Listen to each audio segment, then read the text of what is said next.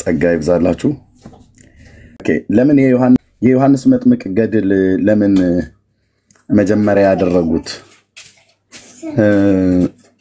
ደሞ ኤርሚያሳው መጀመሪያ ሁለተኛ ሶስተኛ ብለህ ልታሰልፍ ነው ወይ ብለህ ካልከኝ አይዩን ብቻ ነው በማንም ይጀምሩ። ግን ጥርጣሬ ያለኝ የዮሐንስ መጥምቅ ገድል ላይ ለምንድነው የመጀመሪያው በትር ያረፈበት ብዬ ስል እነሱ ስለ ነገረ ማርያም የሚያስተምሩት ትምህርታቸውን መጀመሪያው አካባቢ ላይ በነገራችን ላይ ከዚህ በተጨማሪ እናንተ ሰምታችሁታል አልሰማችሁትም አላቅም እንጂ ከሁለት ቀን በፊት ብፁዕ አቡነ ማቲያስ ያው ሌላ የሰጡት ባይዳን ስም የማጥፋት ዘመቻ የቤተክርስቲያናችንን እምነት ከመንቀፍና ከማብጠልጠል በላይ አልፎ የቅዱሳንን ቅዱስ ስዕል በአደባባይ እስከ መቅደድ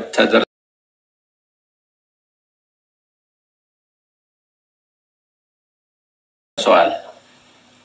በቤተክርስቲያናችን ህልውና ላይ በዓላማ የተነሱ አካላት የላኳቸው እንዳሉ በሚመስል መልኩ በስመ ተሐድሶ የሚደረገው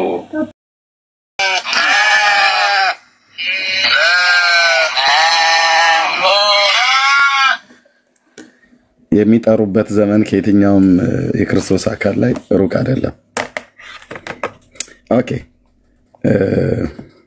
ከዝ ተደርጓል። ስለዚህ መጽሐፉ ተወግዟል። እዚህም መሰረት እንግዲህ ይሄ መጽሐፍ የኢትዮጵያ ወገዝ ተደርጓል። ስለዚህ መጽሐፉ ተወግዟል። እዚህም መሰረት እንግዲህ ይሄ ተከለኛ መረጃ አይደለም። ይሄን ምንጭ ላክልኝ ሰውዬ። የትኛው መጽሐፍ ነው የተወገዘው? ለምን ቆርጣችሁ አስቀመጣችሁት? ዋይ ተከለኛ መረጃ አይደለም። የትኛው መጽሐፍት? አየ ዝም ብላችሁ ሼር የምታረጉትን ሁሉ ስሙ በመጀመሪያ የትኛው መጽሐፍ? አሁን ይሄንን የዚህ መረጃ ለምን ነው ሙሉን የቆረጣችሁት? ከዝ ተደርጓል። ስለዚህ መጽሐፉ ተወግዟል። እዚህም መሰረት እንግዲህ ይሄ መጽሐፍ የኢትዮጵያ ኦርቶዶክስ ተዋሕዶ ቤተክርስቲያንን የማይወክል የተወገዘ መጽሐፍ መሆኑን ምልዓተ ጉባኤው ወስኗል። የጥቅምት 14 2018 ዓመተ ምህረት ውሎውን በተመለከተ አጀንዳ ተራ ቁጥር 7 የአርሲ ሀገረ ስብከት ካህናትና ምዕመናን የቀረበውን አቤቱታ በተመለከተ በጠዋቱ የቅዱስ ሲኖዶስ ምልዓተ ጉባኤ ውይይት ተጀምሯል። በዚህም መሰረት ከሀገረ ስብከቱ የቀረበው አቤቱታ ሙሉ በሙሉ በቅዱስ ሲኖዶስ በንባብ ከተሰማ በኋላ ቅዱስ ሲኖዶስ በቀረበው አቤቱታ ላይ ውይይት አድርጎ በአቤቱታው ውስጥ የተጠቀሱ ጉዳዮች አስተዳደራዊ ብቻ ሳይሆኑ የሂሳብ ጉዳዮችም። ይሄ ቪዲዮ ሙሉ ሰው ያለው ሰው ይላክልኝ ፕሊዝ። እኔ ቲክቶክ ላይ ቆርጠው እነሱ ህዝብ እንዳይሰማ እየቆራረጡ ያስቀምጡትን ዝም ብላችሁ ሊንክ አትላኩልኝ። በደንብ ስሙት። ሙሉውን ላኩልኝ ወንድሞች ፕሊዝ ስላሉባቸው እነዚህም ያው የማጣራት እና ጥናት የማድረግ ሁኔታን ስለሚፈልጉ የቅዱስ ሲኖዶስ ምልዓተ ጉባኤ ውሳኔ እንደሚያመለክተው በመንበረ ፓትርያርክ ጠቅላይ ቤተ ክህነት ጽሕፈት ቤት አጣሪ ልዑካን ወደ ሀገረ ስብከቱ ተልኮ በሀገረ ስብከቱ ተገቢ የሆኑ ጥናቶችን ካደረጉ በኋላ አጣሪ ልዑኩ በሚያቀርበው ውሳኔ ላይ ተመስርቶ ቋሚ ሲኖዶስ የመፍትሄ ውሳኔዎችን እንዲወስን ይሄንንም መሰረት አድርጎ ችግሮቹ እንዲፈቱ በሚል የቅዱስ ሲኖዶስ ምልዓተ ጉባኤ ወስኗል። በመቀጠል በአጀንዳ ቁጥር 8 በሸካ ዞን ካሁን በፊት ለምልዓተ ጉባኤ በቀረበው መሰረት ምልዓተ ጉባኤው በመንበረ ፓትርያርክ ጠቅላይ ቤተ ክህነት በኩል ለሀገረ ስብከቱ የሚያበቃ ሁኔታዎች እንዳሉ ተጠንቶ እንዲቀርብ መመሪያ በሰጠው መሰረት ብርክ እየፈለከው ነው። ዋናው ማህበረ ቅዱሳን ወይ ኦቲስ ሙሉ ነው። 7 ደቂቃ ነው አይደለ? 7 ደቂቃ ነው አይደል? 7 ነው። ከዝ ተደርጓል። ጉባኤው ይህንንም ወስኗል። መጽሐፉ እንዲመረመር ያደረጉትን የሚያሰራጩ ጽሁፎች በቤተክርስቲያናችን ትውፊት በሊቃውንትና የይሰራጭ የነበረው መጽሐፍን አስመልክቶ ቀደም ሲል በሊቃውንት ጉባኤ ታይቶ በደብረ ሊባኖስ መምህር በሆኑ መጋቤ ምስጢር አባ ክንፈ ሚካኤል በሚባሉ መምህርና አባት በእሳቸው አማካኝነት ለመንበረ ፓትርያርክ ቀርቦ በሊቃውንት ጉባኤ ተጣርቶ ታይቶ መጽሐፉ ተመርምሮ የሊቃውንት ጉባኤ ያቀረበው ሙሉ መጽሐፉን የተመለከተ መግለጫ በንባብ ለምልዓተ ጉባኤው ተሰምቷል። ምልዓተ ጉባኤውም በሊቃውንት ጉባኤ መግለጫ ላይ ተመርኩዞ መጽሐፉ ስሙን ለምን የማይጠራው ወስኗል። ስለዚህ የሸካ ዞን ሀገረ ስብከት ራሱን ችሎ ተቋቁሞ በብፁዕ አቡነ ሕዝቅኤል እንዲመራ የኢትዮጵያ ኦርቶዶክስ ተዋሕዶ ቤተክርስቲያን ቅዱስ ሲኖዶስ ውሳኔ አሳልፏል። በመቀጠል በአጀንዳ ቁጥር 9 በአንድ ግለሰብ ተዘጋጅቶ እየተሰራጨ ያለውን ገድለ ዮሐንስ መጥምቀ መለኮት በሚል ርዕስ ተጽፎ ይሰራጭ የነበረው መጽሐፍን አስመልክቶ ቀደም ሲል በሊቃውንት ጉባኤ ታይቶ በደብረ ሊባኖስ መምህር በሆኑ በመጋቤ ምስጢር አባ ክንፈ ሚካኤል በሚባሉ መምህርና አባት በእሳቸው አማካኝነት ለመንበረ ፓትርያርክ ቀርቦ በሊቃውንት ጉባኤ ተጣርቶ ታይቶ መጽሐፉ ተመርምሮ የሊቃውንት ጉባኤ ያቀረበው ሙሉ መጽሐፉን የተመለከተ መግለጫ በንባብ ለምልዓተ ጉባኤው ተሰምቷል። ምልዓተ ጉባኤውም በሊቃውንት ጉባኤ መግለጫ ላይ ተመርኩዞ ሰፊ ውይይት አድርጓል። እንደዚህ አይነቶቹ ጉዳዮች ያው እንግዲህ እንደሚታወቁት የስህተት ትምህርት ያለባቸው በርካታ ቤተክርስቲያንን የማይወክሉ የተዛቡ ትምህርቶችን የሚያሰራጩ ጽሁፎች በቤተክርስቲያናችን ትውፊት በሊቃውንትና እየታዩ በቅዱስ ሲኖዶስ እየተመረመሩ ውሳኔ ይተላለፍባቸዋል። በዚህ መሰረት ምልዓተ ጉባኤው በጣም ትልቅ ትኩረት በማድረግ ይሄ መጽሐፍ የያዛቸውን ቤተክርስቲያንን የማይወክሉ አስተምህሮች መርምሯል። ይህን መሰረት አድርጎ ውሳኔዎች አሳልፏል። በዚህ ውሳኔ መሰረት አንደኛ ገድለ ዮሐንስ መጥምቀ መለኮት በመባል የተጻፈው መጽሐፍ ሙሉ ለሙሉ የቤተክርስቲያን አስተምህሮ የማይወክል የሚያዛባ ስለሆነ እንዲወገዝ ተደርጓል። ስለዚህ መጽሐፉ ተወግዟል። ይሄ ማለት በመጽሐፉ ውስጥ ያሉት ትምህርቶችና የተሳሳቱ ጉዳዮች በሙሉ ተወግዘዋል ማለት ነው። በመቀጠልም የሊቃውንት ጉባኤ የጀመረው እንደዚህ መጽሐፍትን የማጣራት የመመርመር ሁኔታን አጠናክሮ እንዲቀጥል ከምስጋና ጋር መመሪያ እንዲደርሰው ተወስኗል። በሶስተኛ ደረጃ መጽሐፉን አሳትመው ያሰራጩት ግለሰብ ወደ መንበረ ፓትርያርክ ተጠርተው በቋሚ ዮኒ ልትናገረው የፈለከው ነገር አለ? ኦኬ ታፕ ኮፒ ሊንክ እያደረጋችሁ ለዓለሙ ላይ ድረስ ቴንክ ዩ እና ሪከርድ እያደረጋችሁ አደራ። ይሄ ትልቅ ስራ ስለሆነ መጨረሻ ላይ እናገራለሁ። ተባረኩ። ኦኬ ቴንክ ዩ ዮኒ። ኦኬ እሺ ኦስካር ኮት በሚል ርዕስ የምልዓተ ጉባኤው የኢትዮጵያ ኦርቶዶክስ ተዋሕዶ ቤተክርስቲያን መንበረ ፓትርያርክ ጠቅላይ ቤተ ክህነት ጽሕፈት ቤት የጥናት ልዑካን ያቀረቡትን ጥናት ሙሉ ለሙሉ በመስማት ውሳኔ አስተላልፏል። በዚህ ውሳኔ መሰረትም የሸካ ዞን ሀገረ ስብከት ራሱን ችሎ እንዲቋቋም ሀገረ ስብከቱንም ብፁዕ አቡነ ሕዝቅኤል በሊቀ ጵጵስና እንዲመሩት የቅዱስ ሲኖዶስ ምልዓተ ጉባኤ ወስኗል። ስለዚህ የሸካ ዞን ሀገረ ስብከት ራሱን ችሎ ተቋቁሞ በብፁዕ አቡነ ሕዝቅኤል እንዲመራ የኢትዮጵያ ኦርቶዶክስ ተዋሕዶ ቤተክርስቲያን ቅዱስ ሲኖዶስ ውሳኔ አሳልፏል።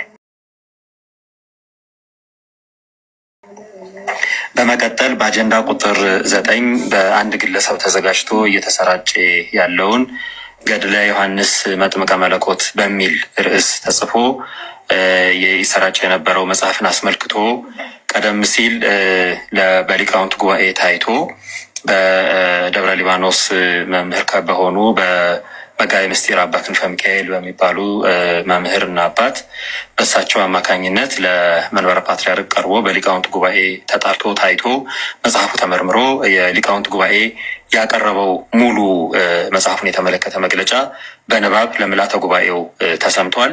ምልዓተ ጉባኤውም በሊቃውንት ጉባኤ መግለጫ ላይ ተመርኩዞ ሰፊ ውይይት አድርጓል። እንደዚህ አይነቶቹ ጉዳዮች ያው እንግዲህ እንደሚታወቁት የስህተት ትምህርት ያለባቸው በርካታ ቤተክርስቲያንን የማይወክሉ የተዛቡ ትምህርቶችን የሚያሰራጩ ጽሁፎች በቤተክርስቲያናችን ትውፊት በሊቃውንትና እየታዩ በቅዱስ ሲኖዶስ እየተመረመሩ ውሳኔ ይተላለፍባቸዋል። በዚህ መሰረት ምልዓተ ጉባኤው በጣም ትልቅ ትኩረት በማድረግ ይሄ መጽሐፍ የያዛቸውን ቤተክርስቲያንን የማይወክሉ አስተምህሮች መርምሯል። ይህን መሰረት አድርጎ ውሳኔዎች አሳልፏል። በዚህ ውሳኔ መሰረት አንደኛ ገድለ ዮሐንስ መጥምቀ መለኮት በመባል የተጻፈው መጽሐፍ ሙሉ ለሙሉ የቤተክርስቲያንን አስተምሮ የማይወክል የሚያዛባ ስለሆነ እንዲወገዝ ተደርጓል። ስለዚህ መጽሐፉ ተወግዟል። ይሄ ማለት በመጽሐፉ ውስጥ ያሉት ትምህርቶችና የተሳሳቱ ጉዳዮች በሙሉ ተወግዘዋል ማለት ነው። በመቀጠልም የሊቃውንት ጉባኤ የጀመረው እንደዚህ መጽሐፍትን የማጣራት የመመርመር ሁኔታን አጠናክሮ እንዲቀጥል ከምስጋና ጋር መመሪያ እንዲደርሰው ተወስኗል። በሶስተኛ ደረጃ መጽሐፉን አሳትመው ያሰራጩት ግለሰብ ወደ መንበረ ፓትርያርክ ተጠርተው በቋሚ ሲኖዶስ ቀርበው እንዲህ አይነት ስራዎችን ለወደፊቱ እንዳይደግሙ ጥብቅ መመሪያ እንዲሰጣቸው ምልዓተ ጉባኤው ይህንንም ወስኗል። መጽሐፉ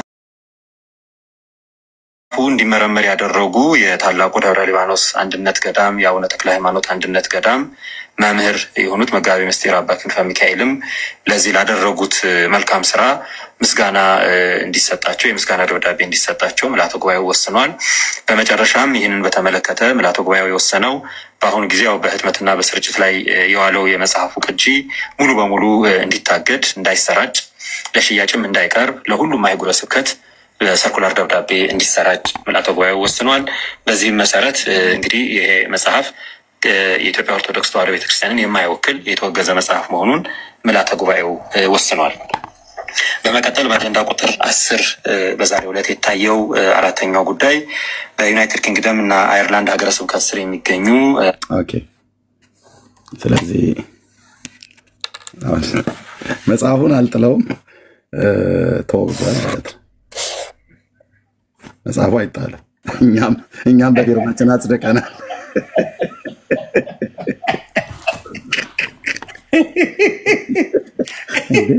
ዮኒ ማከማ ያንሳል እንዴ እዚህ ጋር ኤርሚሻዬ እኔ በዚህ ድምናቶች ኤርሚሻ ሲሰደብበት የነበረው ጠላት ሲባል የነበረበት እንግዲህ እግዚአብሔር ያሳያችሁ። ኤርሚሻ ጠላት፣ ኦርቶዶክስ ጠላት እያላችሁ የምትሉበት እየጠቀማችሁ እንደሆነ አሁን አያችሁ አይደል? ለኦርቶዶክስ አባቶች ለኦርቶዶክስ ወንድምና እህቶች እንዲድኑበት እየተሰራ እንጂ ከጥላቻ የመጣ ስራ እንዳልሆነ እንድታውቁት።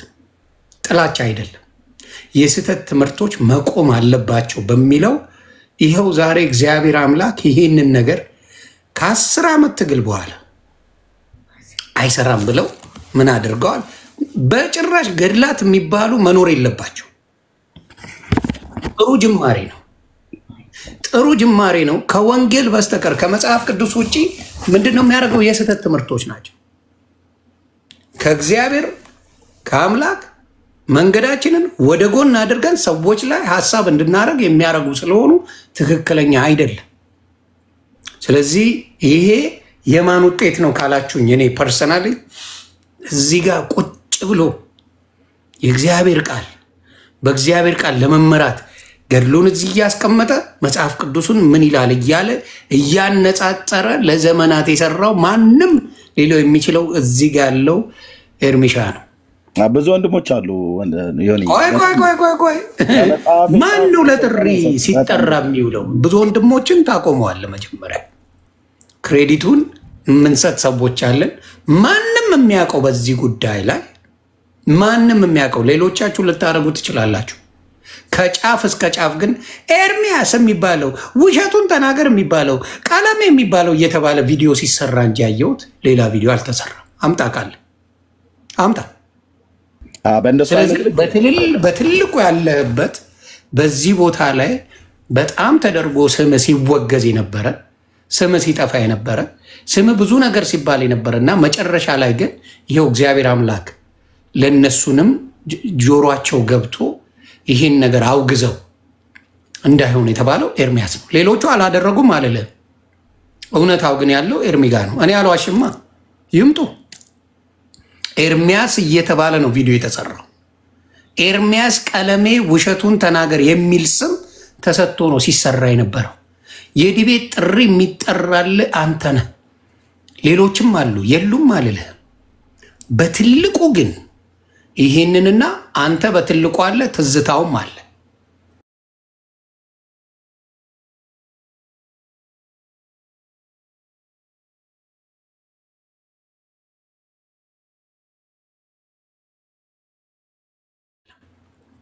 ኤርሚያስ በደንብ ነው የሚያነበው።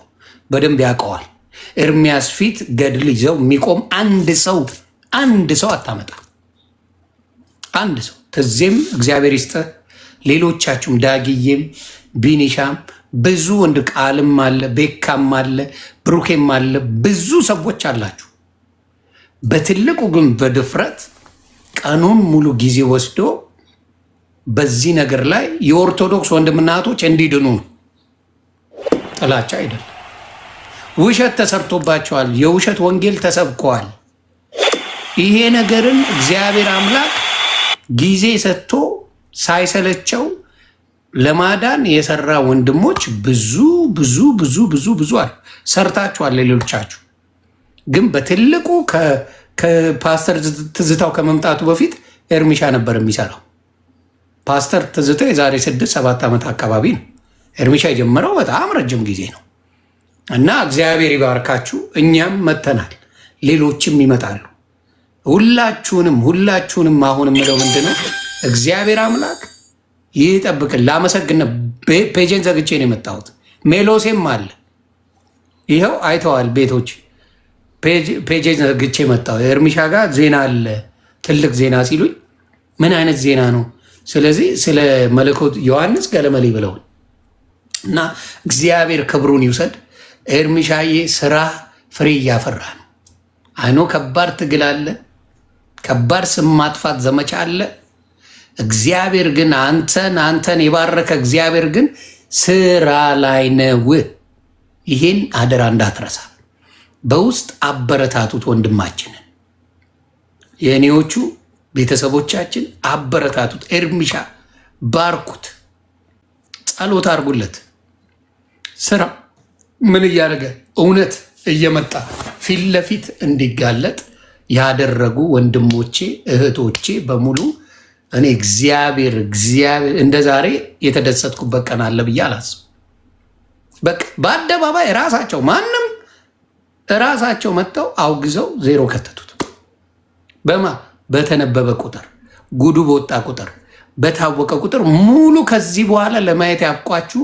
ብዙ መጽሐፎች እየተወገዙ ባዶ ይገባሉ። የስህተት ትምህርቶች ናቸው። ከጌታ ውጭ የሚሰበክ የለም። ከጌታ ውጭ የመሰራች ስለሌለ ኤርሚሻዬ የተባረክ። ሌሎቻችሁ ጨምሩበት። ታፕ ኮፒ ሊንክ ሰብስክራይብ በማድረግ የኤርሚሻ ቤተሰብ ሁኑልኝ። እንኳን የኦርቶዶክስ ልጆች እንኳን ደስ ያላችሁ። ለእኛ አይደለም፣ ምክንያቱም እኛ እናምነው። የኦርቶዶክስ ወንድምና እህቶቻችን ግን እንኳን ደስ ያላችሁ። ገደል አይጠቅምም እያሉ በቁጥር እስከ 4 የሚደርሱትን አውግዘዋቸዋል። ስለዚህ ደስ ይበላችሁ። የእናንተ መዳን ለእኛ ጥቅም ስላለው ተባረኩልኝ። ሌሎቻችሁ ጨምሩ። ቴንኪዩን። ክብር ለእግዚአብሔር ይሁን። በጣም እግዚአብሔርን እጅግ አድርገን እናመሰግናለን። ሌላ ነገር ሊጽፉ እንደሚችሉ ጠረጥራለሁ።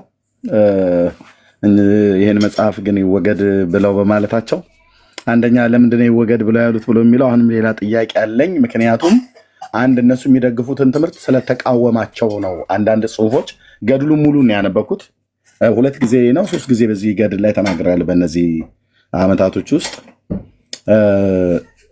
እና በጣም አንድ ማንከዳው እዚህ ይሄንን ፔጅ እዛ ሆኖ የሚከታተሉ አባቶች አሉ።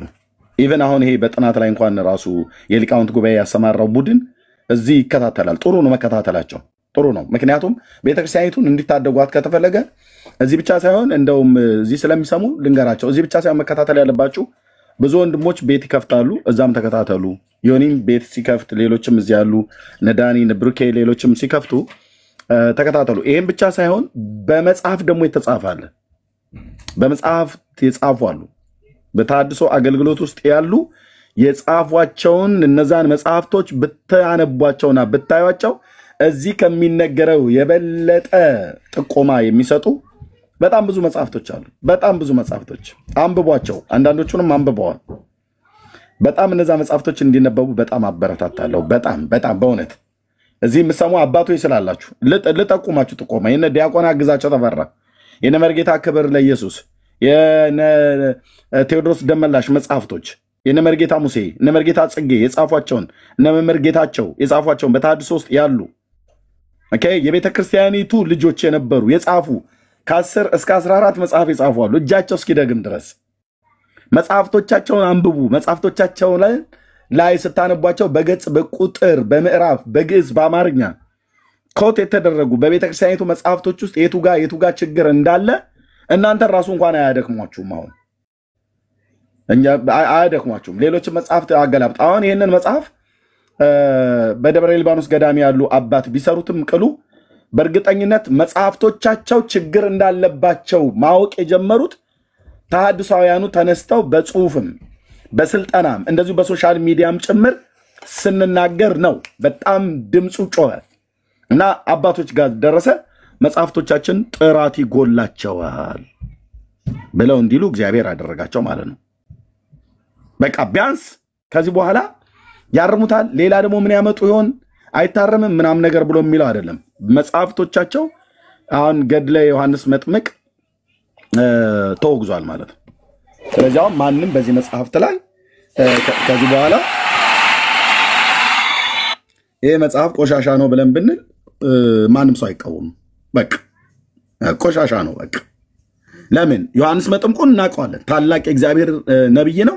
ጌታን ያጠመቀ ነብይ ነው። በኤልያስ መንፈስና ኃይል የተነሳ ታላቅ ነብይ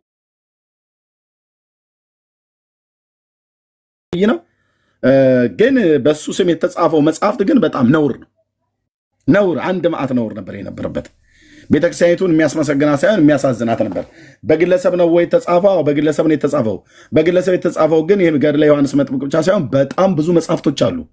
ቤተክርስቲያኒቱ ለጥቅም የምታውሏቸው በነ ገብረስላሴ ብርሃኑ በነ ተስፋ ገብረስላሴ ዘብሔር ቡልጋ በግል ማተሚያ ቤቶች የታተሙ ማለት ነው።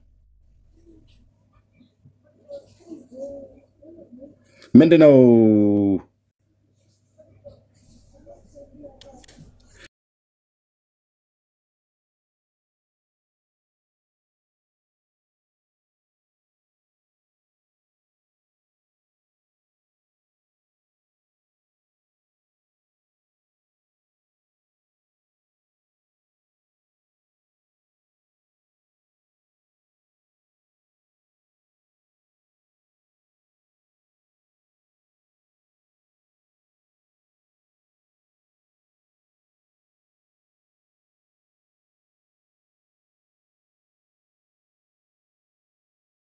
ጻፉት ነገር አለ። ሰስፔንድ አድርገውታል። እንትን የጊፍት ቦክስ ላይ ሰስፔንድ አድርገውታል። እሱን ማለት ነው። መልሰህ ግባ፣ ውጣና መልሰህ ግባ። እንትን የ10 ነው አይደለም። እኔ ስለማውቀው ነው። ልስን ቱሚ ውጣና ተመልሰህ ግባ አለን። ኦኬ አይደለም በ10 ደቂቃ ውስጥ ካልሆነ ችግር ከስር ገድሉ ዳር ያዘ ብለን መጻፍ እንችላለን። ትችላለህ። እሺ ገድሉ ዳር ያዘ። እሺ ቴንክ ዩ። ኦኬ እዚህ ገና ዘወርሃ መስከረም ገጽ 9 ላይ ያን በሙሉን አንብቤ ጨርሻለሁ። ተበልተዋል እኮ አልኩ እና ዘወርሃ መስከረም ገጽ 9 ቁጥር 2 ላይ ስሙ ዘካርያስ የተባለ አንድ ሰው ነበር ይላል። ስለ መጥምቁ ዮሐንስ አባት ሊናገር ነው። ሚስቱም ኤልሳቤጥ ከአሮን ልጆች ወገን ናት ይላል። እሺ ዘካርያስ የካህኑ የአሮን ልጅ ከሚሆኑ ከሜራሪ ወገን የሚገኝ ወገን የተገኘ ነው ይላል። ሜራሪ ኦኬ። ወደ መጽሐፍ ቅዱስ ልሂድ እንዴ? ከገባው ላልወጣ ነው መጽሐፍ ቅዱስ ከሜራሪ ኦኬ።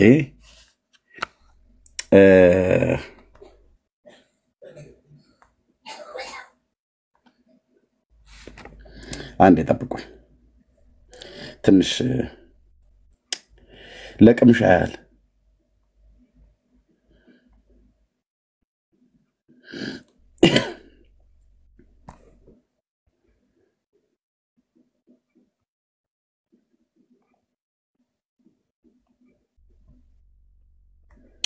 ኦኬ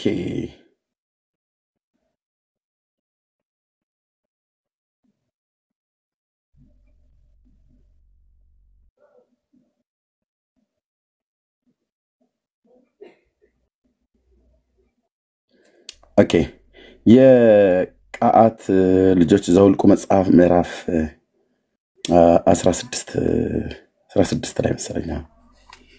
ኦኬ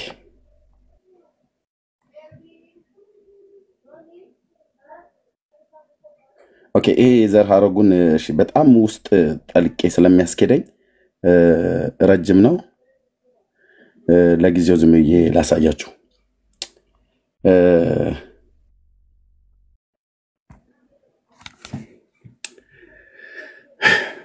እሺ ዘጸአት መጽሐፍ ምዕራፍ 6 ቁጥር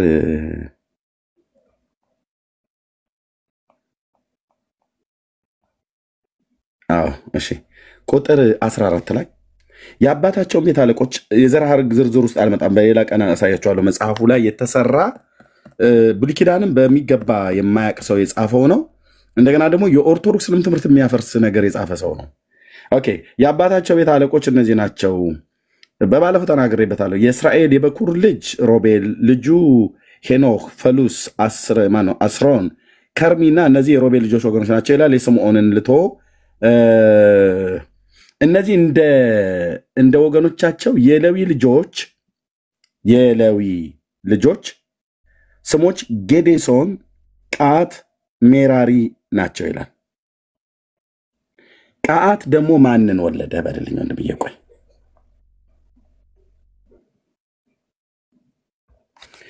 ቀዓት ደግሞ የሄጋ ቁጥር 18 ላይ ስትመጣ የቀዓት ልጆች ደግሞ እንበረም፣ ይስዓርና ኬብሮን፣ ኡዝኤል ናቸው። የቀዓትም ሕይወቱ ዘመን 133 ዓመት ነው ይላል። ቀዓት ማንን የወለደው? የቀዓት ልጆች እንበረም ማንን የወለደው? ሙሴና አሮንን ማርያምን ነብይቱን ማለት ነው። ይሄ ነው የሙሴና የአሮን የማርያም አባት እንበረም የሚባለው። እናታቸው ዮካብድ ማለት ናት። ዮካብድ እሷ ናት። ይሄ አንበረም የሚባለው ሙሴን ማርያምንና አሮንን የወለደው ነው። ከቀዓት ነው። ኦኬ ከዛስ ቀዓት ደግሞ እዚህ ጋር የሜራሪ ልጆች ይላል። እዚህ ጋር የሜራሪ ልጆች ሞሆሊ፣ ሙሲ ናቸው። እነዚህ ደግሞ እንደ የትውልዳቸው የሌዊ ወገኖች ናቸው ይላል። ከነገደ ሌዊ ሆነው ከነሱ የሚመዘዝ ነው። ኦኬ እዚህ ጋር መጥቶ ከወገን የተገኘ ነው ካለ በኋላ ሃዶ በራኪዩንን ወለደ ይላል። በራኪዩም ካህኑን ዘካርያስን ወለደ ይልላል። ስለ መጥምቁ ዮሐንስ አባት ላይ ያወራ ማለት ነው። ተበልታል አንተ ሰውዬ። ገና ድሮ ነው እኔ በዚህ ጉዳይ ላይ ተናግሬ ነበር። አንዳንዶቹ ታሪክን ሲጽፉ በሮብዓምና በኢዮርብዓም መካከልን የማያውቁ ዘካርያስ ብሎ የሚል ስም ብቻ ስላየ የአዶ ልጅ ዘካርያስ አለ፣ የበራኪው ልጅ ዘካርያስ አለ፣ ይሄኛው ዘካርያስ አለ። በጣም ብዙ ዘካርያሶች አሉ። ማነህ ደፋባቸው? ዳርያስ። ዝም ብሎ መለቅለቅ አይደለም። ማርያም ተብሎ ሲባል የሙሴት ማርያም አለች፣ የጌታ እናት ማርያም አለች፣ መግደላዊት ማርያም አለች። በጣም 8 ማርያሞች አሉ።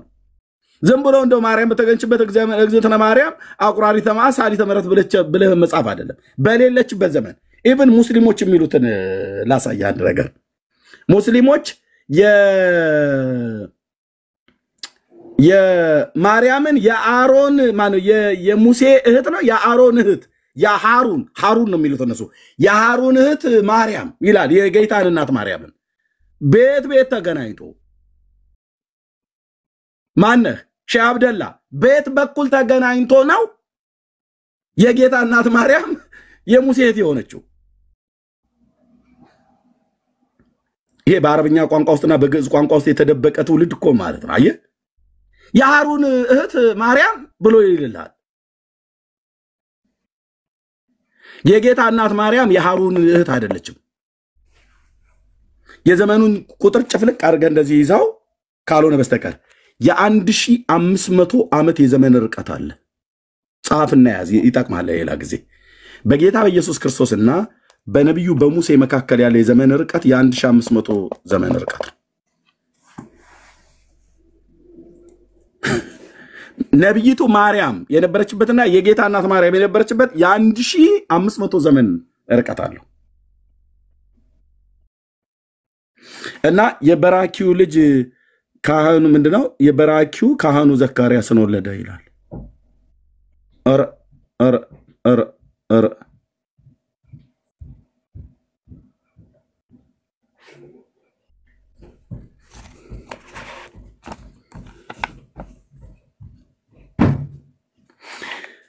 ጌታችን ኢየሱስ ክርስቶስ ባስተማረበት ሳለ አሁን ወደ ዘር ሐረግ ውስጥ ገብቼ እኮ እዛ ተነክሬ ልቀር ነው።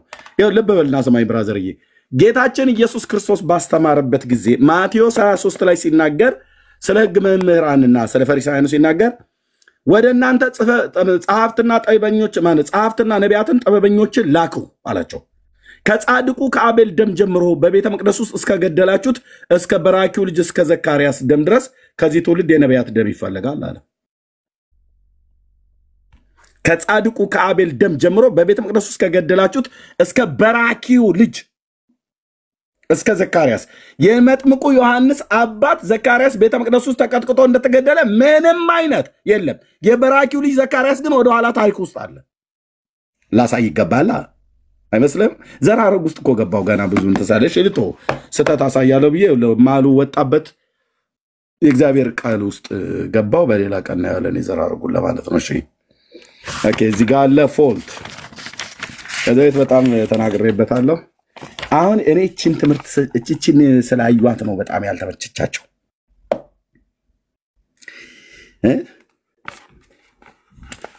እዚህ ጋር ምን ይል መሰለህ?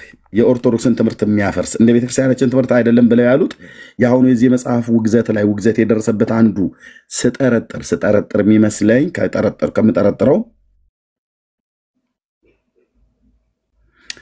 ቁጥር 3 ላይ ያለው ነገር ነው። ደም ያቃባቸው እንደዚህ አይነት በጣም ብዙ ደም የሚያቃባቸው ጽሁፎች አሉ። እንደዚህ እያቀለምኳቸው ያስኳቸው እያሰመርኩ ከዚህ ቤት ስናገር የነበረው ሌሎችም ወንድሞች በመጽሐፍ የጻፉም ጽፈዋል።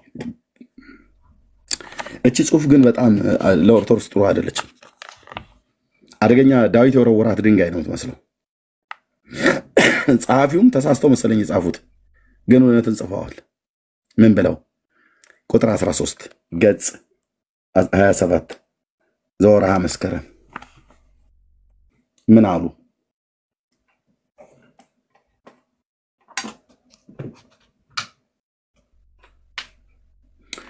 ኦኬ፣ እስቲ እዚህ ላይት ላብራ ወንድሞች።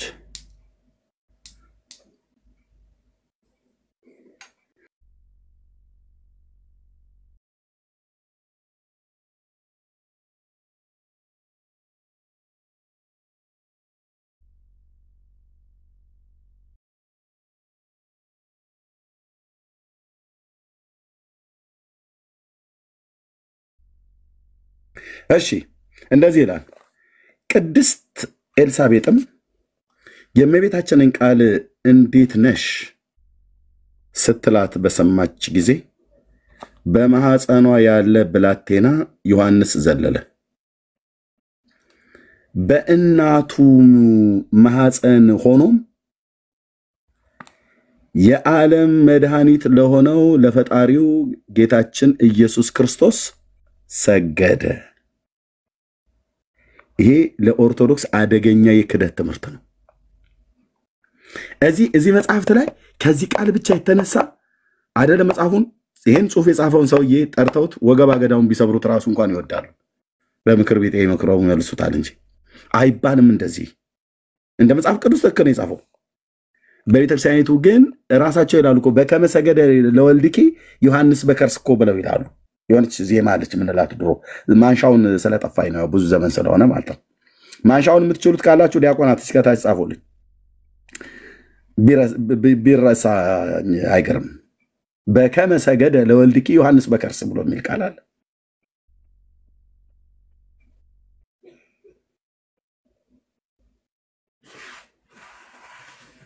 ኦኬ፣ ይሄ ትምህርት ይሄ አጻጻፍ ትክክለኛ አጻጻፍ ነው። ለኦርቶዶክስ ግን አደገኛ የሆነ ጽሁፍ ነው። ለምንድነው ለኦርቶዶክስ አደገኛ የሚሆነው?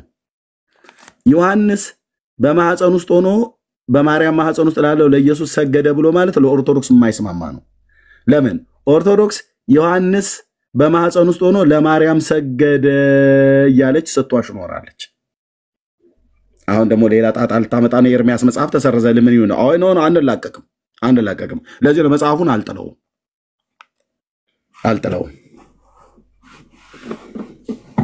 ቤተክርስቲያኒቱ ይወገድ ብላለች። እኔ ግን አልጥለውም።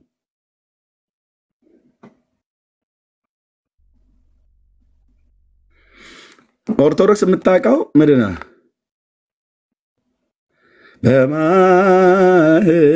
በማህፀን ቅኔ ለማርያም ተሰማ በተራራማ ሀገር በኤፍሬም ከተማ ውሸት አንድ ዮሐንስ ይናገር በረሃ ያደገው ድንግል ስትናገር ምን እንዳዘለለው እምትል መዝሙር ቢጤ ያለች። ኦኬ ዮሐንስ ይናገር። ዮሐንስ የለም እኔ እናገርለታለሁ። ያዘለለው ዮሐንስ ይናገር ምን እንዳዘለለው ነው ያላችሁት። እኔ ልንገራችሁ፣ መድኃኒዓለም ምስክሬ፣ እኔ ልንገራችሁ። ያዘለለው አንደኛ የጌታ መንፈስ በሕፃኑ ላይ አለ። ገና ሲጸነስ ጀምሮ ዮሐንስ መንፈስ ቅዱስ ሞልቶበታል። እውነቴን ነው ብዬምልሽ ወይዘሮ ዘለቃሽ ዮሐንስ የሚባለው ነቢይ ገና ከእናቱ ማህፀን ሳለ መንፈስ ቅዱስ ሞልቶበታል። አንድ አቲም ቆይ በመረጃ ላሳይ። ሉቃስ ወንጌል መጽሐፍ ምዕራፍ 1 እንዲሁ ቀስ እያልን ነው የምናወጋው ብራዘር። ይሄ እንደ ግብዞች ሰባኪነት ኖ ዳሪያስ አትንጓተትብኝ።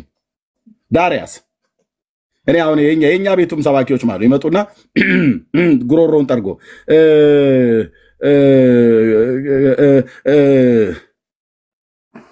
እንደዛ ያለ ቀስ ብለን ነው የምንጫወተው ብራዘር።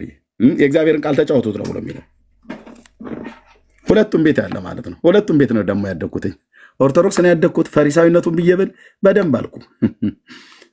ድክም ነው ማድረግህ። ድክም ጥሉል አድርጎ የበላኸው ሁሉ ቮሚት እንዲያደርግ የሚያደርግ ንግግር ልናገር እችላለሁ። ለምሳሌ እንደዚህ ብዬብል በስመ አብ ወወልድ ወመንፈስ ቅዱስ ብዬ ብጀምር በስመ አብ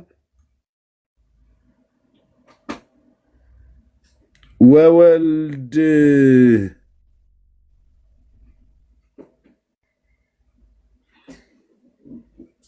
ወመንፈስ ቅዱስ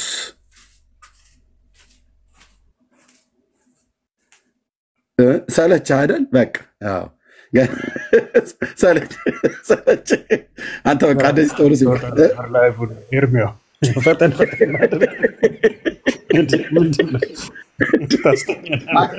አዝግህ ነበር እኮ አልኩህ። አዝግህ ነበር። እኛም ጋር አሉልህ የኛዎቹ ወንጌላውያንና ፓስተሮቹ።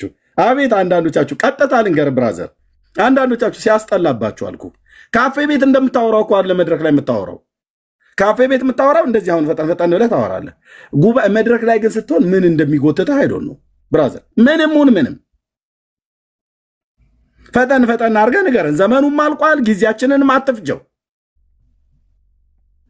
ቶሎ ነግረን ወደ መዝሙር ወደ ጸሎት ብንሄድ ይሻላል ይላል። እኛም ጋር ይመጣና እናመስግን ይለናል። የሰማይ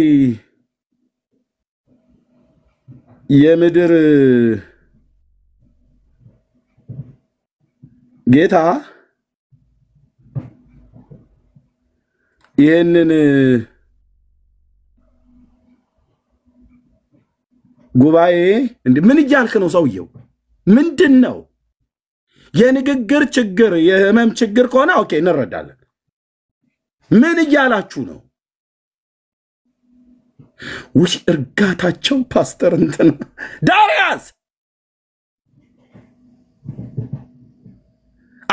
እንትን አትበሉን። ጉባኤውን ሁሉ እንትን አትበሉት ብራዘር። እኔ እንደዚህ አይነት ነገር በተፈጥሮ ያልወድም። ስታጎርሰኝም ቶሎ ቶሎ በልቼ ነው የሚደረገው። ጊዜውን አትፍጭ። 45 ደቂቃ ነው የተሰጠ። አንተ ስትጎትት ጸሎት አንደኛ ላመስግን ብለህ ተለናለህ። ከዛም ደግሞ በተቃውሞ እንኳን ስትጸልይ ኦኬ ይጸልይ አምናለሁ። ጸሎት በጣም ነው ደስ የሚለኝ። ግን ምንድነው መጎተቱ? ወንድም አለምዬ ምንድነው የነካህ? ቀደም እኮ ካፌ ላይ ስንጠጣ ማኪያቶ እንደዛ አልነበረም ታወራ የነበረው። አንተ እዛ ፑልፒት ላይ ስትቆም ነው እንዴ የሚጎተት የጎታች መንፈስ የያዘህ? ፈጠን ፈጠን ብለህ አታወራኝም? ንጉሱን አትነግረንም? የተሰቀለው የአብ ልጅ አትነግረንም እንዴ? መልኩን ቀይሮ የመጣ ገድል መልኩን ቀይሮ የመጣ በጣም ብዙ ነገር አልኩ። ከዛ ቤት ይዘን ስንወጣ ይዘን የመጣ እኔ ጋር ግን እንደዚህ በንግግር የለም እንደዚሁ ነው። ኦኬ ምን ነበረ ዮሐንስ ምንድነው መንፈስ ቅዱስ ሞልቶበት አይደል? አዎ ዮሐንስ ሲናገር ምን እንዳዘለለው ነው አይደል ያልከው? ልንገርህ እኔ ዮሐንስ የለም እኔ እነግርሃለሁ ወንድምዬ፣ እኛ እንነግርሃለን በእንቲዎቹ ምን እንዳዘለለው። ዮሐንስ ሲናገር ምን እንዳዘለለው ድንግል ስትናገር ምንድነው ምን እንዳዘለለው ምናምን ነገር ብለው የሚላታለች። ዮሐንስ ይናገር በረሃ ያደገው ድንግል ስትናገር ምን እንዳዘለለው። ኦኬ ማርያም ሰላም ላንቺ ይሁን ብላ ስትላት ክርስቶን ኤልሳቤጥን ዮሐንስ የዘለለበትን ሚስጥር ነው ይገው። የእመቤታችሁ ፍቅር ተነድፎ ይመስላል፣ የማርያምን ፍቅር ተነድፎ ይመስላል። ኖ ታዲያ ምን ሆኖ የዘለለው? መልአኩም እንዲህ አለ፣ ዘካርያስ ጸሎት ተሰምቶላል፣ ሚስት አትፍራ፣ ሚስት ወንድ ልጅ ትወልዳለች፣ ስሙንም ዮሐንስ ትለዋለህ፣ ደስታና ተድላም ይሆንልሃል፣ በመወለዱ ብዙዎች ደስ ይላቸዋል፣ በጌታ ፊት ታላቅ ይሆናል፣ የወይን ጠጅን የሚያሰክር መጠጥም አይጠጣም፣ ገና በእናቱ ሃሌሉያ፣ ገና በእናቱ ማፀን ሳለ መንፈስ ቅዱስ ይሞላበታል። ብላቴናው መንፈስ ቅዱስ የተሞላበት ሰው ነው። ገና ማህፀን ውስጥ ሆኖ ገና በማህፀን ውስጥ አንድ አትልም። ሁለተኛ የጌታዬ እናት ማርያም ራሷ መንፈስ ቅዱስ ሞልቶባታል። ሁለት አትልም። ሶስተኛ አሮጊቷ ኤልሳቤጥ የጌታዬ እናት ማርያም ወደ እሷ ስትሄድ መንፈስ ቅዱስ ሞላባት። ሶስት አትልም። ሶስት መንፈስ ቅዱስ የሞላባቸው ፍጡር፣ ሶስት መንፈስ ቅዱስ የሞላባቸው ፍጡር። ዮሐንስ የሚባል ነቢይ ፍጡር መንፈስ ቅዱስ ከማህፀን የተሞላ፣ እናቱ ኤልሳቤጥ መንፈስ ቅዱስ የተሞላች በዛ ሰዓት ማርያም ጋር ወደ ማርያም ወደ እሷ ስትቀርብ ማርያም የተባለች ፍጡር መንፈስ ቅዱስ የሞላባት። በማርያም ማህፀን ውስጥስ መንፈስ ቅዱስን የሚሞላ የሰማይ የምድር ጌታ አለ። እንደ አንተ እኮ ሁለት እናቶች ሁለት ጽንሶች ናቸው መካከላቸው ያሉት። አንደኛው ጽንስ የሰማይ የምድር ጌታ ነው፣ ሌላኛው ጽንስ ነብይ ነው። ነብዩ ላይ መንፈስ ቅዱስ ሞልቶባታል፣ እናትየዋም ላይ መንፈስ ቅዱስ ሞልቶባታል፣ ማርያምም ላይ መንፈስ ቅዱስ ሞልቶባታል። እዛ በሙሉ በመንፈስ ቅዱስ የተሞላ ጉባኤ ነው።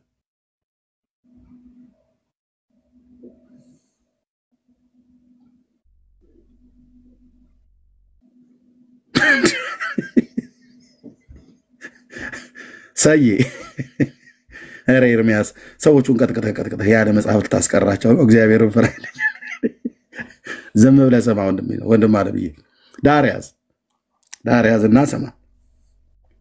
ኦኬ እና ዮሐንስ ያዘለለው በማርያም ማህፀን ውስጥ ያለው ብራዘር ዮሐንስ አውቆታላ በመንፈስ ቅዱስ።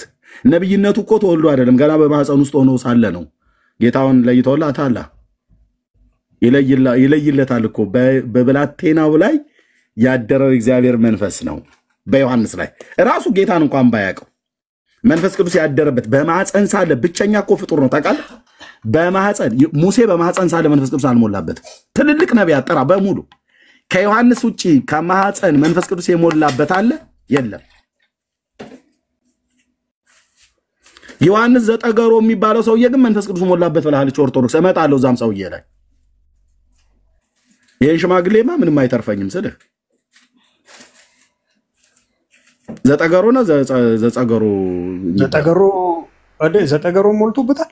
አዎ በማህፀን ሳለ ይላል። እንደውም በመንፈስ ቅዱስ ጸንሳ ነው የተገኘችው ነው ብሎ የሚለው መጽሐፉ። አይ ዘጠገሮ በቃ ታስበላኝሽ ቀጥሉ በቃ። እና እንደዚህ አይነት ነገር አለ። ስለዚህ ለማርያም ነው የሰገደው ዮሐንስ በእናቱ ማህፀን ውስጥ ብሎ የሚለውን ትምህርቷን ያፈርስባታል።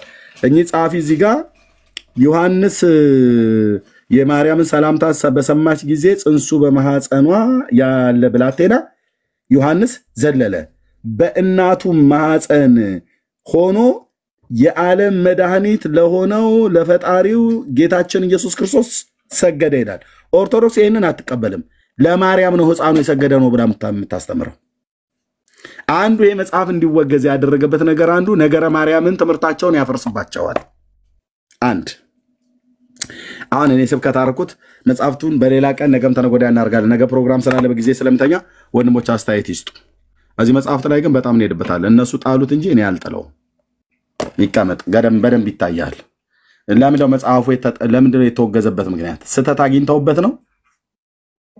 አዎ እሺ። ስተቱ ከመጽሐፍ ቅዱስ እውነት ጋር የሚስማማ ነገር አልተጻፈም? የተጻፈ የለበትም? እንዳነበበ ሰው ነግርሃለሁ አለበት። እንደዚሁም ደግሞ ያልተጻፈ አለ። ለምሳሌ የዮሐንስ መጥምቁ አንገቱ ከተቆረጠች በኋላ 15 ዓመት በምድረ በዳ ኖራ በሳውዲ አረቢያና አካባቢ ላይ ዞራ ከዛ ደግሞ መጣችና በደብረ ዘይት ተራራ ላይ ሰገደች። ከዛ 15 ዓመት አንገቱ ተቆርጣ እየበረረች እንደዚህ ወንጌል ስትሰብክ ነበር ይላል። ለዚህ ነው የተቆረጠ አንገት እዚህ ጋር የሚያሳዩት። የሰው አንገት ከተቆረጠ የመጥምቁ ዮሐንስ አንገት ከተቆረጠ በኋላ ጭንቅላቱ ክንፍ አውጥታ እየበረረች ሳውዲ አረቢያ ሄደችልህ። ምን ልትል መካ ልትሰግድ ነው ወይ እንዳትለኝ። ያኔ እንደዛ የሚባል ነገር የለም። ግን እዚህ ይላል። አሁን ብዙ ወንድሞች ያወሩ በቃ ተው ወገኖች። እኔ የምልህ ስንት እኮ ነገር እኮ ነው ያለው።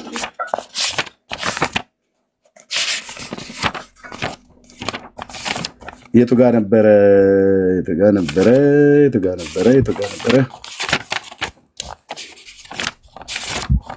እየበረረች ወደ ሳውዲ አረቢያ ሄዳ 15 ዓመት ከቆየች በኋላ ስብከተ ወንጌሏን ስትጨርስ ወደ ደብረ ዘይት ነው ወደ ኢየሩሳሌም ተመለሰች።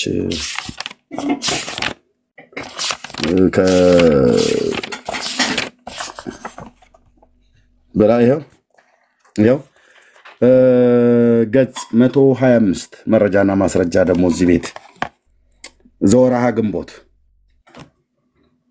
ቁጥር 1 በመጥምቀ መለኮት ቅዱስ ዮሐንስ አማላጅነት የምታምኑ የተወደዳችሁ ወንድሞቼ ሆይ የጌታዬ የኢየሱስ ክርስቶስ አገልጋይና ሐዋርያ የሆኑ ወንድማችሁ ዮሐንስ አፈወርቅ በዚህ በተባረከች ቅድስት ወርሃ ግንቦት በአየር ላይ እየበረረች 15 ዓመት ስላስተማረች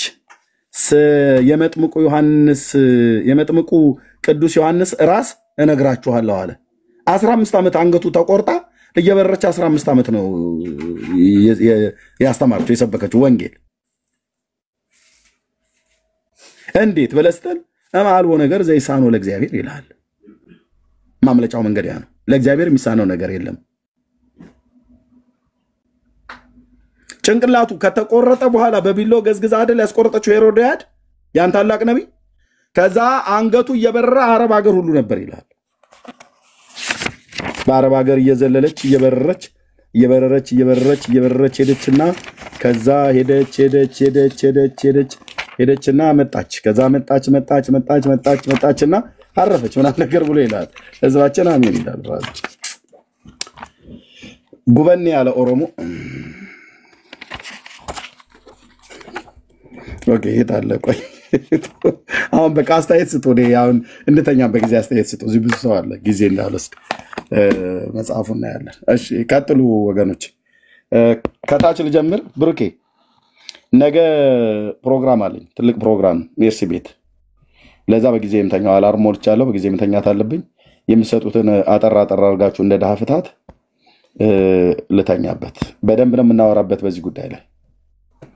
ጋይድ ብሩኬ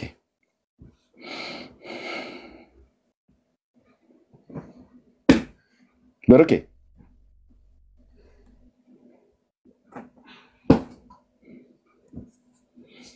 የለም ማለት ነው። አየህ ሄዶ ሊሆን ይችላል። በዚህ አሁን ገድሉ ለምን ተናል ብሎ አኩርፎ ማለት ነው። እሺ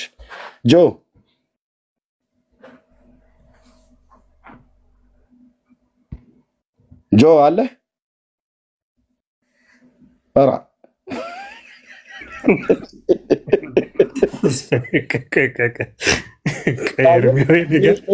ሁሉ አኩርፏል ማለት ነው። በቃ ተቀይሯል፣ ተሰርዟል የመጽሐፍ ምንም አጣበጡ። እሺ ሰላም እንዴ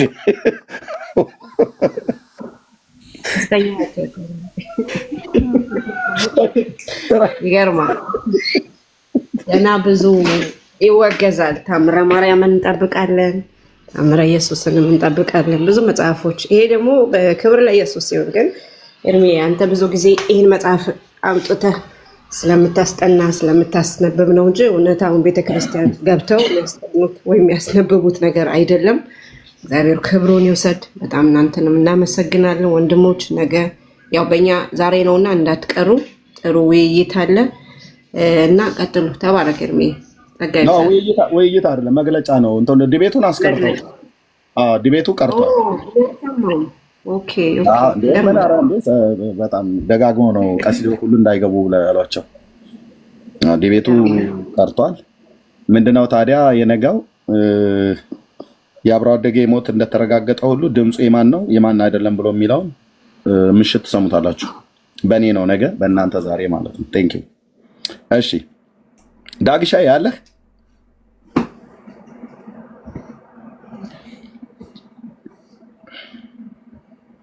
ጉድ በል እንግዲህ ወገኖች የሉ ብፁዕነታቸው አንዴ እስኪ ያለ የሌላችሁ እስኪ አጨብጭቡ ብሎ እንዳለው ማለት ነው። አጨበጨበ ሰው ይኸው በቃ የሌላችሁ ነው ብሎ ያለው ህዝቡ አጨበጨበ። እስኪ የሌላችሁ አጨብጭቡ ሲሉ አጨበጨቡ። ገመደዳ ያለ ዳጊ ዮሐንስ ብሩኬ በቃ ተው እኛ ነገር ነው በቃ በኔ መስመር ያሉት